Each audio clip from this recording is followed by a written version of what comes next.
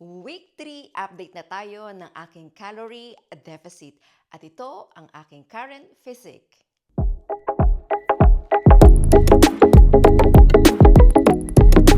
Ngayon naman, dumako tayo sa aking timbang ngayong araw.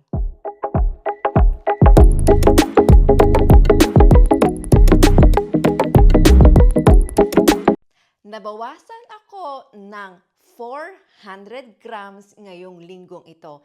Hindi man siya kasing laki kumpara last week. Tandaan, progress is a progress pa din. Ngayon naman, ating sukating ang aking belly button. Dahil last week ang aking sukat ay 90 cm. Ngayon naman, ang sukat ay the same pa din, 90 cm.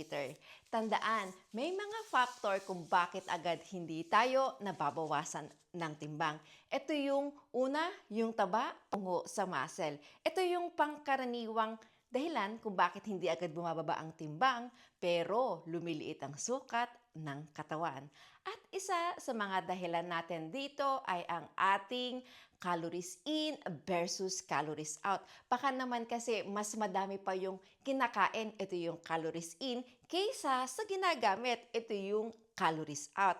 At ito ang isa sa mga malaking dahilan kung bakit hindi rin tayo agad nababawasan ng timbang. Ito yung stress level. Kapag mataas ang ating stress level, mataas din ang cortisol na nagiging dahilan na mabagal na pagbaba ng ating timbang. At pwede rin dito, ang isa sa mga dahilan ay ang medical condition. Katulad na lamang ng PCOS na nagiging dahilan kung bakit mabagal ang metabolismo. Ito lamang ang aking update ngayong linggong ito. Thank you for watching. And this is Dulce Franco. Kita-kits ulit tayo sa aking susunod na update at iba pang tips. Have a good day.